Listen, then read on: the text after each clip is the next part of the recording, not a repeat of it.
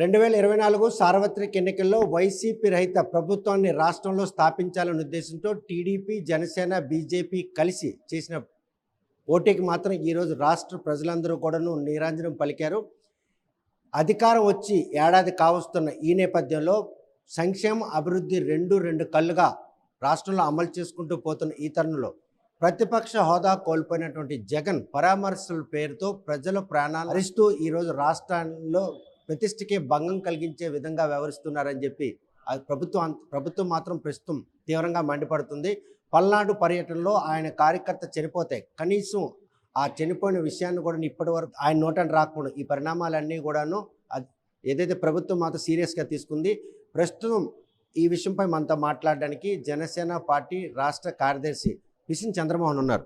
చూస్తే కనుక అభివృద్ధి సంక్షేమం రెండు కళ్ళుగా వెళ్తున్నాయి. ఏడాది పూర్తి కావస్తుంది. ప్రజలందరూ కూడా ఆకర్షితులు అవుతున్నారు. ఈ నేపథ్యంలో ప్రతిపక్ష హోదా కోల్పోయిన జగన్ వైఖరి ఈరోజు ఆంధ్రప్రదేశ్ ప్రతిష్టకు భంగం కలిగి వెళ్తున్నటువంటి పరిణామాలు చోటు చేసుకునే పరిణామం ఉందా? ఏదైతే ఆంధ్రప్రదేశ్లో కూటమి ప్రభుత్వం ఏర్పాటైనాక సంక్షేమము అభివృద్ధి రెండు కళ్ళుగా కూటమి ప్రభుత్వ అధినేతలుగా ఉన్నటువంటి రాష్ట్ర ముఖ్యమంత్రి శ్రీ నారా చంద్రబాబు నాయుడు గారు, రాష్ట్ర ఉప ముఖ్యమంత్రి శ్రీ కొనిదెల పవన్ కళ్యాణ్ గారు, బీజేపీ అధినేత ఈ రాష్ట్ర పురంధేశ్వరి గారు రాష్ట్ర అధ్యక్షుల వారు ఒక కూటమి ద్వారా అనేక సంక్షేమ కార్యక్రమాలు, అభివృద్ధి కార్యక్రమాలు ప్రజల జీవితాల్లో మెరుగైనటువంటి విధానంతో ముందుకు పోవాలని ఒక కృతనిశ్చయంతో ముందుకు పోతా ఉంది ప్రభుత్వం. ఇటువంటి తరుణంలో ఈ ఏడాది ఏదైతే సుపరిపాలనకు ఏడాది అనే కార్యక్రమాన్ని తీసుకొని ఏదైతే రాష్ట్రంలో ఉన్నటువంటి ఐఏఎస్లు, ఐపీఎస్లు, మంత్రులు, ఎమ్మెల్యేలను అందరినీ ఒకే చోట కూర్చోబెట్టి భవిష్యత్ కార్యాచరణ ప్రజలకు మనం ఏ విధంగా ఉపయోగపడాలా, ప్రజలు మనల్ని ఏ విధంగా ఓటింగ్ ఇచ్చి ఏదైతే కూటమి ప్రభుత్వానికి 95% ఇచ్చినటువంటి శాతంగా సీట్లు ఇచ్చారు, వారికి మనం ఏ విధంగా దోహదపడి వాళ్ళ జీవితాల్లో ఏ విధంగా వెలుగు నింపాలనే ప్రధాన లక్ష్యంతో పోతా ఉంది మా ప్రభుత్వం.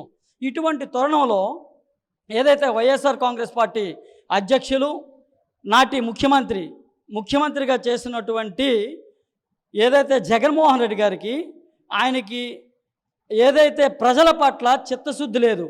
ప్రధానంగా ఎందుకంటే ఆయన ఉన్మాద రాజకీయాలు చేస్తూ ఉన్నారు తప్ప, ఎందుకంటే తన కార్యకర్తే స్వయంగా తన కార్యకర్త ఏదైతే ఆయన పర్యటనలో చనిపోతే నేటికి కూడా దిశానిర్దేశం చేయలేదు.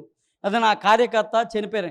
కానీ మార్పింగ్ చేసి అనేక విధాలుగా ఏదో మీడియా, ఆ మీడియా, ఈ మీడియా అని చెప్పేసి మసిపూసి మారిడికాయ చేయాలంటే ప్రజలు తెలివి తక్కువ వాళ్ళు కాదు అని చెప్పేసి ఇతర పలుకుతా ఉన్నాం. ఎందుకంటే కనుక ప్రస్తుతం కూటమి ప్రభుత్వం ఏడాది పాలనలో ప్రజల వ్యతిరేకతే ఈరోజు జగన్ పర్యటనకు తండోపతండాలుగా జనం తరలిరావడానికి కారణమని ఆ పార్టీ నాయకులు చెప్పారు. ఇది హాస్యాస్పదం.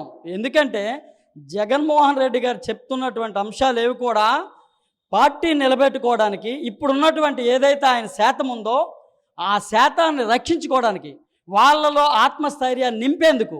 కానీ ఏదైతే గత 5 ఏళ్ళు వారి కార్యకర్తలు కానీ వాళ్ళకి ఏం జరిగినా చూడనటువంటి నాయకుడి భారతదేశ చరిత్రలో ఏదైనా రాజకీయ పార్టీ ఉందంటే వైఎస్ఆర్ కాంగ్రెస్ పార్టీయే. వాళ్ళ నాయకుడే ఏదైతే వాళ్ళకి అన్యాయం చేసినటువంటి పరిధిలో తన కార్యకర్తలు కూడా, ఆయన చెప్తున్నారు కదా మొన్న, తన కార్యకర్తలు కూడా తన వైపు లేరు అని చెప్పేసి వాళ్ళని తన వైపు తిప్పుకునేందుకు ఒక నూతన వరణతో ముందుకు పోతా ఉన్నాడు తప్ప ఇటువంటి కుయ్యత్తులు నమ్మే స్థితిలో ఆంధ్రప్రదేశ్ ప్రజలు లేరని చెప్పేసి తెలుసుకోవాలని చెప్పేసి తెలియజేస్తా ఉన్నాను. జగన్మోహన్ రెడ్డి జనం అంతా కూడాను వారు స్వచ్ఛందంగా వచ్చిన వారు అనుకుంటున్నారా, వాళ్ళని అక్కడికి డంప్ చేసిన వారు అనుకుంటున్నారు? మీరు చూస్తూ ఉన్నారు. వారు వచ్చినటువంటి పరిధి కానీ, వాళ్ళు చేస్తున్నటువంటి చేష్టలు కానీ, ఆ కార్యకర్తలు వారి తాలూకా అక్కడికి వచ్చి ప్లకార్డులు చూపించడం, ఇదంతా ప్లాన్ ఆఫ్ యాక్షన్. అక్కడికి జగన్మోహన్ రెడ్డి గారు వస్తున్నారు, ఆయన గ్రాఫ్ పడిపోలేదని చెప్పేసి ప్రజలకు చూపించేందుకు. మొత్తం గ్రాఫ్ పడిపోయింది కనుకే 11 స్థానాలకు దిగజారిపోయినటువంటి పరిస్థితుల్లో, ప్రతిపక్ష హోదా కూడా లేనటువంటి పరిస్థితిలో సీట్లు ఇచ్చినటువంటి ఆంధ్రప్రదేశ్ ప్రజలకి నమ్మించి మసిపూసి మారిడికాయ చేయాలని చెప్పేసి చూస్తూ ఉన్నారు తప్ప ఈ జనాలు చూపించి ఇదైతే దాంట్లో వాస్తవం లేదు. ప్రజలందరికీ తెలుసు. ఎందుకంటే ఆయన డంపింగ్ చేసి తీసుకొచ్చినటువంటి జనాల్ని ఏ విధంగా మసిపూసి మామిడికాయ చేసి ఆయన ఉన్నటువంటి ఛానల్లో చూపించి పదే పదే ఆయన ఏదైతే ఉన్నటువంటి మీడియాలో ఉన్నటువంటి వాళ్ళతో చూపిస్తున్నారు తప్ప దీంట్లో వాస్తవం లేదని చెప్పేసి మాత్రం ప్రజలకు తెలుసు. ప్రజలు ఎప్పుడు కూడా ఏ అధ్యక్షుల్ని మన ఏదైతే ఆయన చేస్తున్నటువంటి చేష్టలు కానీ, ఆయన తిరుగుతున్నటువంటి తిరుగుళ్ళు కానీ, ఆయన ఏదైతే నేపథ్యం ఉందో ఆయన నేపథ్యాన్ని ఎప్పుడు కూడా ఈ ఆంధ్రప్రదేశ్ ప్రజలు ఇప్పుడే కాదు భవిష్యత్తులో కూడా స్వీకరించారని చెప్పేసి తెలియజేస్తా ఉన్నాను. ఎన్నికల్లో 11 సీట్లే ఇచ్చారు, కానీ ఏడాది తర్వాత మాత్రం ప్రజలు ఆయనకి జననీరాంజన పలకడానికి కూటమి ప్రభుత్వ వైఫల్యమే ఆయనకి అవసరం దోహదపడుతుంది. మీరు జనం అంటే హాస్యాస్పదం. ఎందుకంటే మామూలుగా ఒక నియోజకవర్గం తీసుకుంటే వాళ్ళ కార్యకర్తలు 3000, 4000, 2000 ఉంటారు. ఆ నియోజకవర్గంకి వెళ్ళారు. ఆ జిల్లాలో ఉన్నటువంటి కార్యకర్తలు ఇప్పుడు జనసేన పార్టీ ఉంది, ఎక్కడికి వెళ్ళినా లక్షలాది మంది ప్రజలు నీరాజనాలు పడతారు.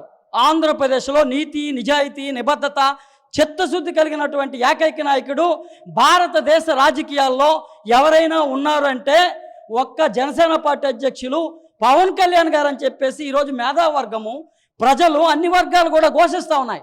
ఇటువంటి పరిస్థితుల్లో నేను కూడా తగుదనందామా చెప్పేసి ప్రజల వద్దకు వచ్చి నాకు కూడా ప్రజల గ్రాప్ ఉందని చెప్పేసి చూపించుకోవడానికి వస్తూ ఉన్నారు తప్ప ఆయన ఇప్పుడు ఇది ఈ టైం అయితే కాదు, కొన్నాళ్ళు వెయిట్ చేయాలి. ఎందుకంటే ఏడాది అయింది, నువ్వు అన్ని అప్పులు కుప్పులుగా ఏదైతే ప్రజల జీవితాలని అన్ని రంగాల్లో నాశనం చేశావు.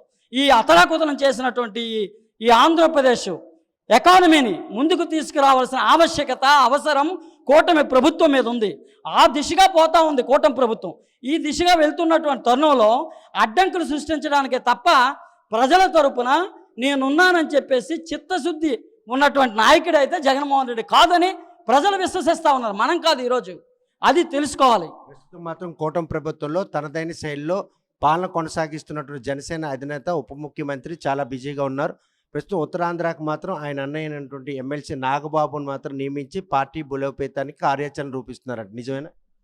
ఏదైతే మా అధ్యక్షులు, పార్టీ అధ్యక్షులు శ్రీ కొణిదెల పవన్ కళ్యాణ్ గారు, ఆయననే కాదు ఈ రాష్ట్రానికి పిఎస్సి చైర్మన్గా శ్రీ నాదెండ్ల మనోహర్ గారు మంత్రివర్యులుగా ఉన్నారు.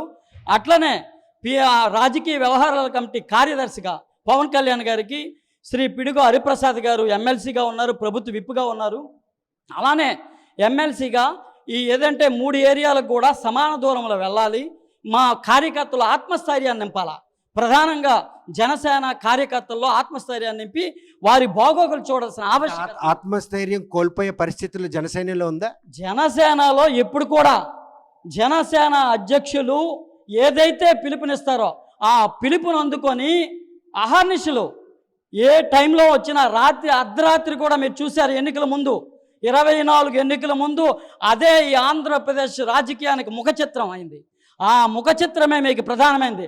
అర్ధరాత్రి కూడా లక్షలాది మంది ఆయన కోసం వేసి చూస్తున్నటువంటి తరుణం ఆంధ్రప్రదేశ్లో ఒక్క ఏకైక పార్టీ జనసేన పార్టీ అధ్యక్షులు ఆయనకే ఉంటుంది.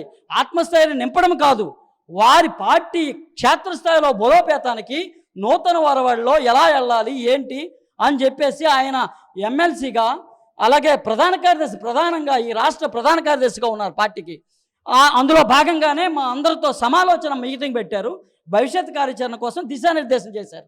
అంతేగాని ఆత్మస్థైర్యం లేనటువంటి వ్యక్తులు అయితే జనసేనలో ఉండరు. ఎందుకంటే జనసేనలో ఉన్నటువంటి ప్రతి వ్యక్తి కూడా, ప్రతి కార్యకర్త కూడా ఒక జన సైనికుడు. అందుకే జన సైనికులు వీర మహిళలు అని చెప్పేసి జనసేనకే ఉంది తప్ప ఈ భారతదేశ రాజకీయ పార్టీలో ఏ పార్టీకి లేదు. ఓన్లీ వన్ జనసేన పార్టీకి మాత్రమే వీర మహిళలు, జన సైనికులు. ఈ దిశగానే పోతా ఉన్నారు తప్ప ఎటువంటి అవాంఛనీయ సంఘటనలు వచ్చినా ఆదరరు, బెదరరు. ఆయన అధ్యక్షులు ఇచ్చిన పిలుపుని అందుకొని పరిగెట్టడమే మా వంతని చెప్పేసి తెలియజేస్తా ఉన్నాం. చూస్తే కనుక 2024 సార్వత్రికలో రాష్ట్రంలో కొలువుదీరిన కూటమి ప్రభుత్వం ఏడాది పాలనలో ప్రజలందరూ కూడాను అంటే సుఖ సంతోషాలతో ఉన్నారు. వారికి మౌలిక సదుపాయాలతో పాటు ఈరోజు అవసరమైనటువంటి సంక్షేమ పథకాలు కూడా అమలు చేస్తుంటూ వస్తున్న ఈ తరుణంలో ప్రతిపక్ష హోదా కోల్పోయినటువంటి జగన్మోహన్ రెడ్డి మాత్రం పర్యటన పేరుతో ఈరోజు అలజడి సృష్టిస్తున్నారు. రాష్ట్రం సుభిష్టిగా ఉంది, ఆర్థిక లేమితో కొట్టుమిట్టాయిన ఆంధ్రప్రదేశ్కు ఆర్థిక పరిపుష్టి కల్పిస్తూ అభివృద్ధిని కూడాను ఈరోజు ప్రజలకు ఫలాలు అందిస్తున్న ఈ తరుణంలో వారు చేస్తున్నటువంటి ఈ పర్యటన మాత్రం రాష్ట్ర ప్రతిష్టకి భంగం కలిగే విధంగా ఉంది. ఆయన వల్ల మాత్రం ఈరోజు ఆంధ్రప్రదేశ్కి నష్టం కలిగే పరిణామాలు చోటు చేసుకున్నాయి. ఆయన మనుగడ చాటుకునేందుకు ఆయన చేస్తున్నటువంటి ఈ ప్రయత్నాలు మానుకోవాలని హితవు పలుకుతున్నారు. మరోవైపు జనసేన పార్టీ క్షేత్రస్థాయిలో ఎమ్మెల్సీ నాగబాబు నాయకత్వంలో ఈరోజు మాత్రం కలిసి పనిచేస్తాం, జన సైనికుల తాలూగా ఐక్యతను చాటుకునేందుకు మళ్ళీ 2029 ఎన్నికల్లో ఈ రాష్ట్రంలో కూటమి ప్రభుత్వం కొలువు తీరాలంటే జనసేన నాయకుల తాలూగా పాత్ర ఉండే విధంగా ఈరోజు పార్టీ బలోపేతానికి ఆయన నాయకత్వంలో పనిచేసిన మాత్రం అందరూ సంసిద్ధంగా ఉన్నారని చెప్పి పిసిని చంద్రబాబు స్పష్టం చేస్తున్నారు. వీడియో జర్నలిస్ట్ రామకృష్ణతో సత్యం, RTV శ్రీకాకుళం. ఇండియా పాకిస్తాన్ తాజా అప్డేట్స్ కోసం డౌన్లోడ్ చేసుకోండి RTV లైవ్ యాప్.